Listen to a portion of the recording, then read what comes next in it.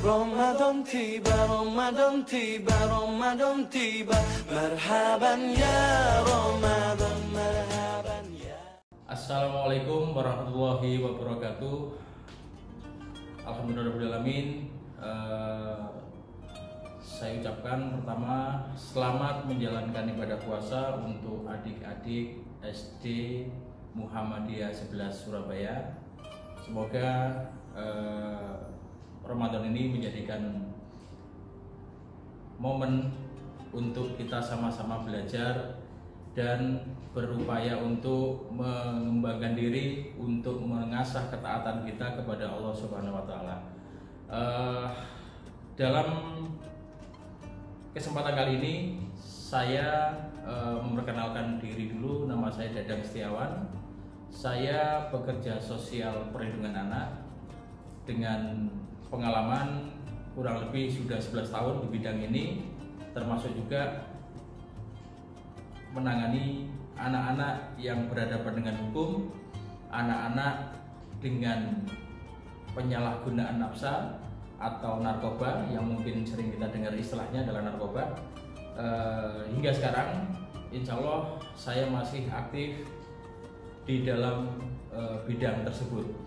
Oke adik-adik, mungkin kita masuk ke dalam materi yang mana kita nanti akan sedikit mengupas tentang apa itu narkoba, apa itu nafsa, dan saya nanti yang jelas tidak akan memasuki ranah medis karena basic saya adalah pekerja sosial, tetapi kebanyakan nanti akan saya membahas tentang dampak sosialnya. Tapi tetap akan saya bahas tentang aspek medisnya, dampak secara medisnya, tetapi hanya sebatas pengetahuan saya. Oke, masuk ke dalam materi. Yang pertama mungkin kita harus review ulang pengertian apakah yang dimaksud dengan narkoba. Jadi adik-adik sekalian, di sini narkoba adalah singkatan dari narkotika dan obat-obatan berbahaya. Selain narkoba, istilah lain adalah nafsa, yang mana kepanjangannya adalah narkotika, psikotropika, dan zat adiktif aktif. Di sini perlu kita sampaikan juga bahwasanya ada beberapa jenis, ada beberapa kelompok yang mana mengkategorikan nafsa atau narkoba itu sesuai sifatnya. Yang pertama adalah sifat zatnya adalah halusinogen, di mana efek obat dapat menyebabkan seseorang berhalusinasi atau melihat beberapa hal atau benda yang sebenarnya tidak ada. Jadi istilahnya kalau bahasa adik-adik sekalian mungkin bahasa kerennya adalah ya kalau mungkin sekarang adalah halu seperti itu. Nah ini sebenarnya adalah halusinasi, jadi membayangkan sesuatu yang sebenarnya tidak ada menjadi sesuatu yang nyata menurut dia. Nah ini ketika efek seseorang menggunakan zat itu, narkoba itu.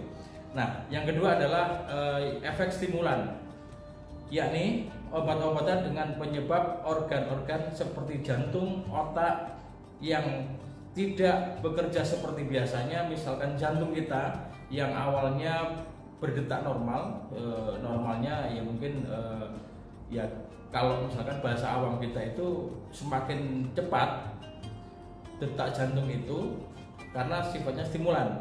Ini mengakibatkan reaksi yang senang berlebihan dan gembira berlebihan tetapi itu bersifat sementara, tidak permanen seperti itu. Namun ketika efek zatnya masih ada, dia itu gembiranya sangat luar biasa, senangnya luar biasa, dan istilahnya kalau dalam keseharian ya sebenarnya kita bisa saja gembira, bisa saja senang ketika kita berinteraksi dengan teman-teman yang menyenangkan dan sebagainya. Tetapi ini tidak, mereka senang dengan sangat senang, gembira sekali, tetapi itu adalah faktor pengaruh dari zat.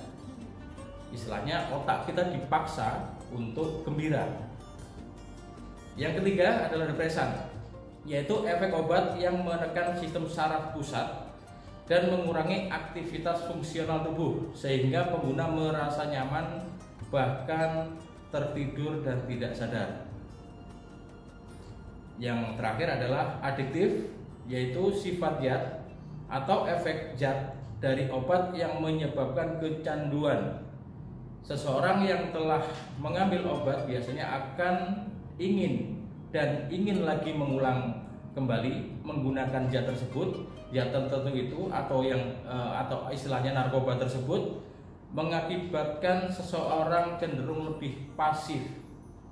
Kenapa? Sebab obat itu tidak secara langsung memutuskan saraf pada otak, tetapi bertahap. Nah, artinya efeknya itu bertahap sehingga ya tentu bisa dipastikan akan mengganggu aktivitas kita, beraktivitas secara normal. Kita akan terganggu. Ini perlu kita sampaikan juga, penelitian BNN tentang penyalahgunaan narkoba atau nafsa beberapa tahun yang lalu, milenial atau generasi muda hanya sebesar 20%, dan tadi saya bilang hanya. Nah, tetapi pada perjalanannya meningkat menjadi 24-28%, dan kebanyakan adalah penggunanya adalah anak-anak dan remaja.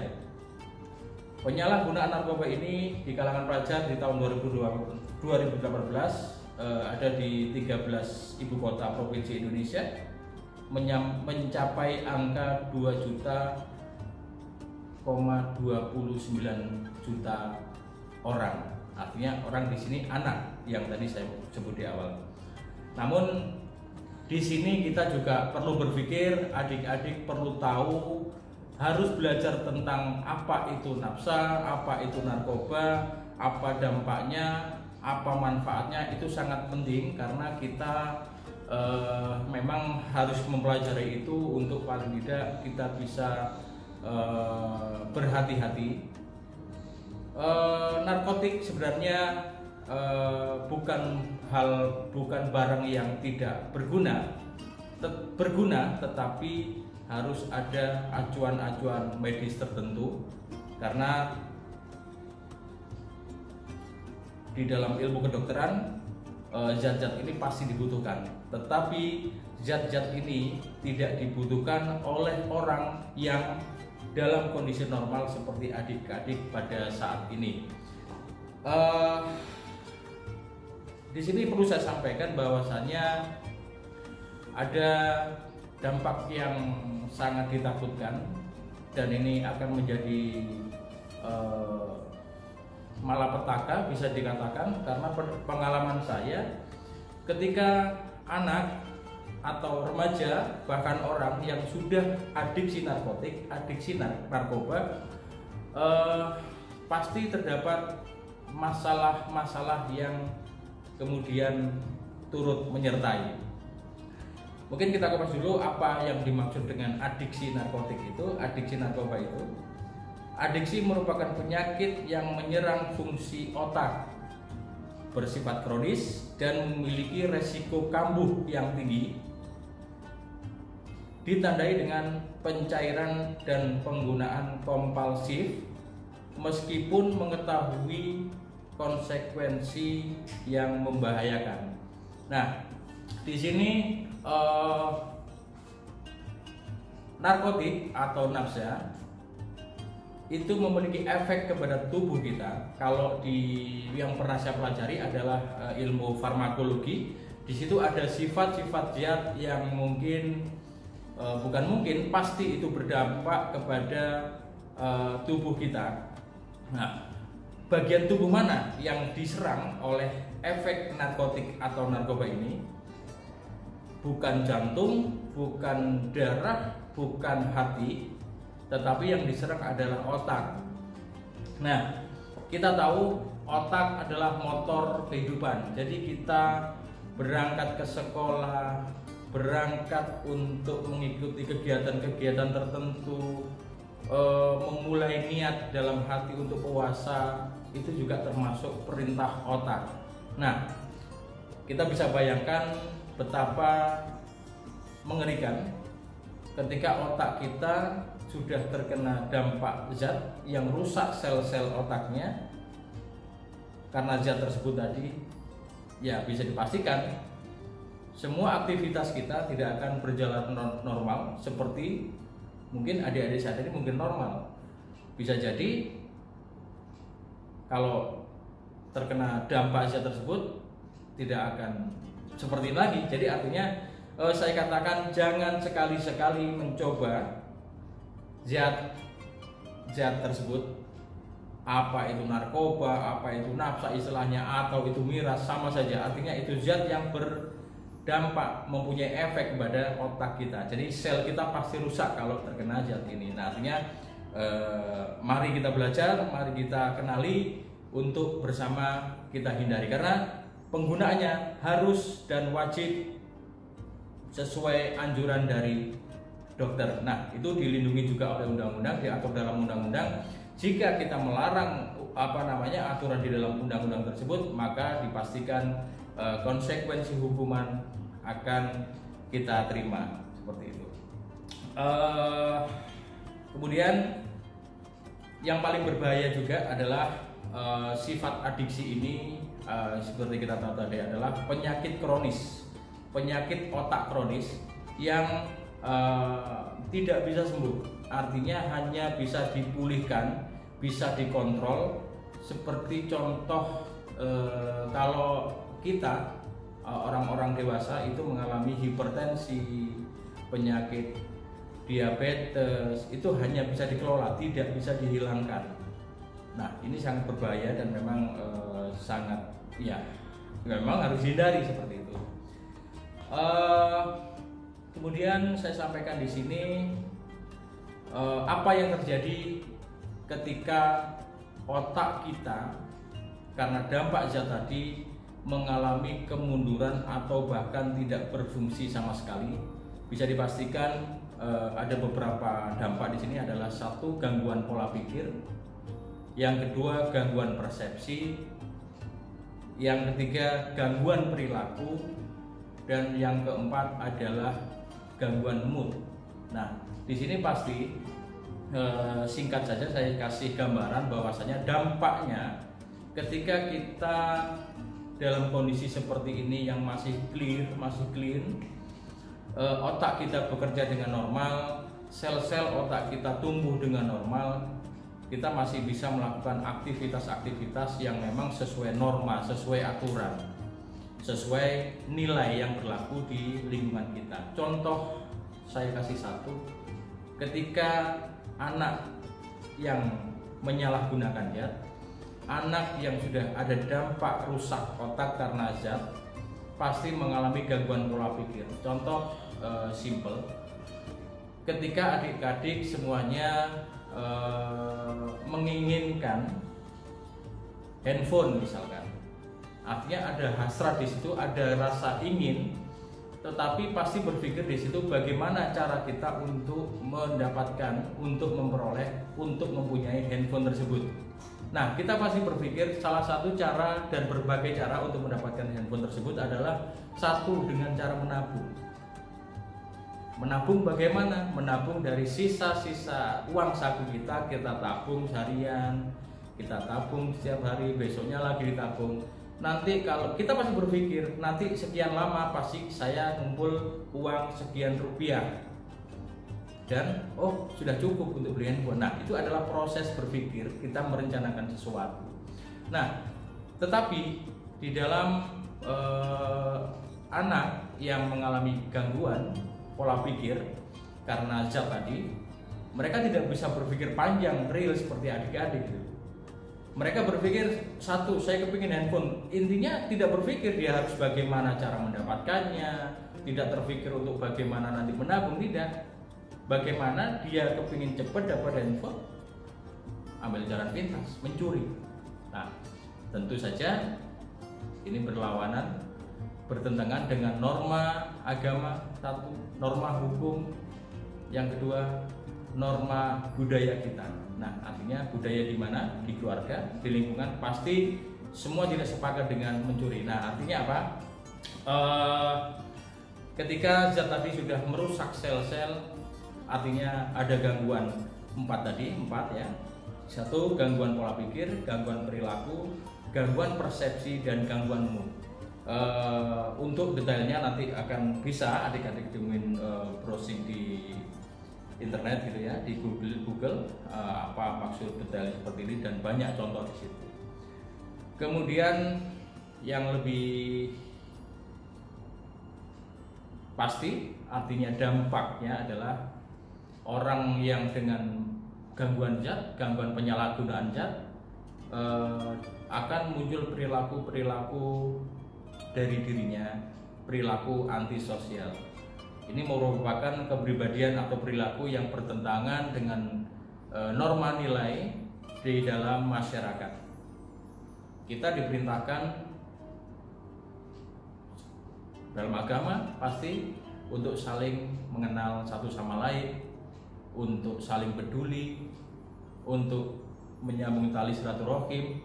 Tetapi karena otak tidak berjalan dengan baik tadi adalah ini contohnya, dia akan antisosial, dia akan menarik diri dari lingkungan karena banyak hal, karena gangguan dari dalam dirinya, karena fungsi otaknya tidak berjalan, atau bahkan hal-hal yang lain ketika dia tidak bisa masuk di dalam sebuah kelompok tertentu.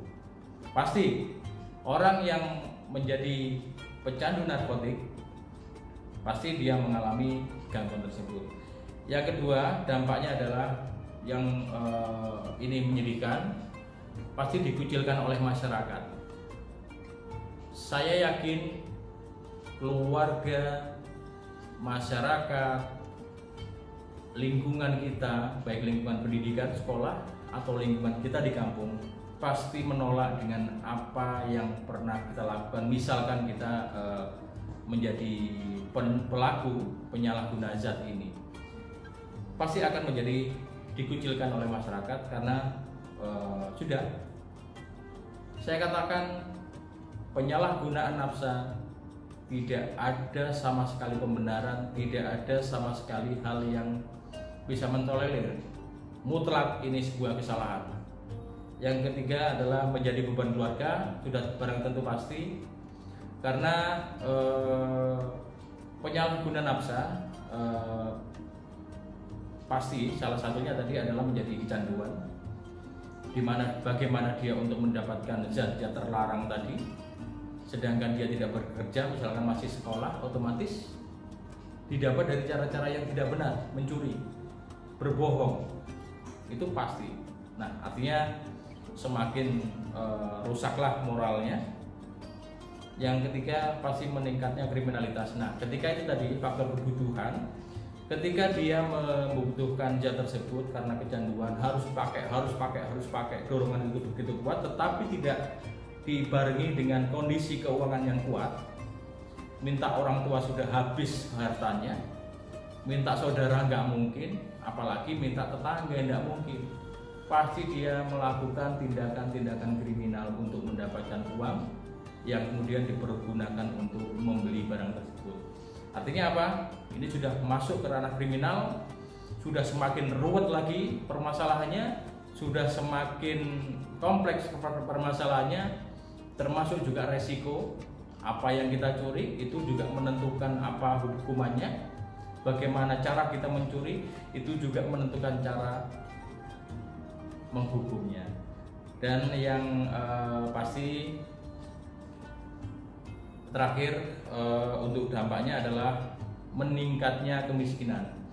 Bagaimana seorang pecandu narkotik ketika untuk mengurus dirinya sendiri tidak mampu, mengurus keluarganya tidak mampu, otomatis kepercayaan kepada dirinya itu menjadi nol. Tidak ada satu perusahaan pun yang mentolerir penyalahguna nafsa. Akhirnya apa? Tidak ada perusahaan yang menerima. Dia tidak bekerja, dia tidak punya harta benda sebagai modal usaha. Akhirnya apa? Menjadi pengangguran. dan lain sebagainya. Nah, artinya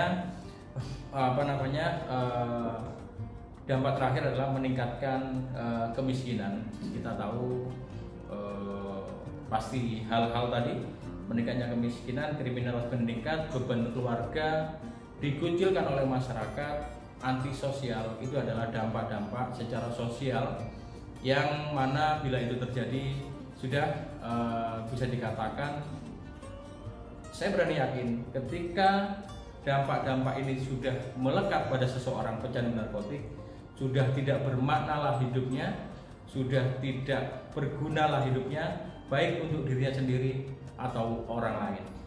Nah, saya pikir cukup itu yang saya sampaikan terkait narkotika atau narkoba dan dampaknya secara sosial.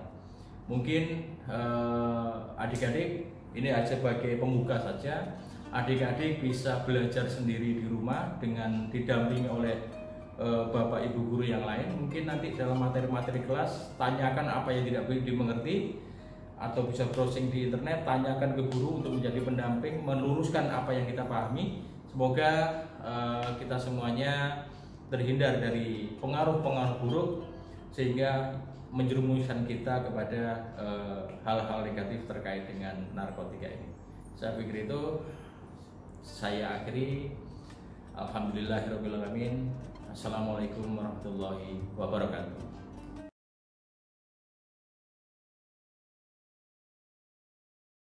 Oke, adik-adik, setelah mendapatkan pemaparan tadi singkat tentang apa itu narkotik, apa itu narkoba dan dampaknya, mungkin sekarang adik-adik bisa menyiapkan alat tulisnya, catatan kecil dan pulpen, untuk kemudian harapan saya adik-adik bisa mengkomunikasikan ini dengan orang tua, belajar dari orang tua apa pertanyaan-pertanyaan yang saya sampaikan nanti. Nah, artinya ini harapannya adik-adik agar bisa belajar mengambil nilai-nilai penting, nasihat-nasihat orang tua, dan itu pasti insya Allah akan baik dan harus dituruti. Manfaatnya adalah tidak lain bukan untuk saya tetapi untuk adik-adik. Oke. Yang pertama, pertanyaannya adalah apa kepanjangan dari narkoba? Saya ulangi kembali. Pertanyaan pertama, apa kepanjangan dari narkoba? Yang kedua, apa kepanjangan dari nabza? Saya ulangi, apa kepanjangan dari nabza? NAPZA. Tentu sangat mudah. Tadi sudah banyak saya sampaikan tentang singkatan-singkatan itu. Kalau tidak tahu, tanyakan ke ayah, ibu, atau kakak atau saudara yang ada di rumah. Yang ketiga adalah apa yang dimaksud dengan adiksi? Saya ulangi kembali, apa yang dimaksud dengan adiksi? Yang keempat, ada gangguan yang terjadi ketika orang itu mengkonsumsi narkoba.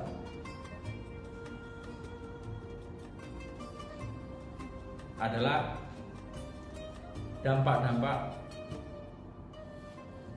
ketika sel otaknya, atau sebentar saya ringkas, ada gangguan yang terjadi jika sel otak manusia sudah rusak karena narkoba.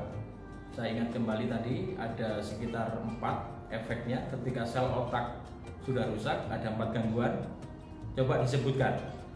Oke, pertanyaan keempat saya ulang, apa yang terjadi jika sel-sel otak pada tubuh kita rusak? Yang terakhir, pertanyaan kelima, sebutkan satu dampak sosial akibat dari adiksi narkoba atau nabza, satu saja, dan jelaskan. Nah, artinya adik-adik bebas menjelaskan sesuai apa yang dipikirkan, apa yang diketahui. kurang yakin tanya ke ayah, tanya ke ibu, tanya ke kakak, artinya untuk melengkapi jawaban adik-adik sekalian. Oke, saya pikir itu cukup 5 pertanyaan. Jadikan ini bahan diskusi dengan orang tua, jadikan bahan untuk sambil menunggu waktu buka puasa dengan orang tua. Saya pikir itu. Terima kasih. Assalamualaikum warahmatullahi wabarakatuh.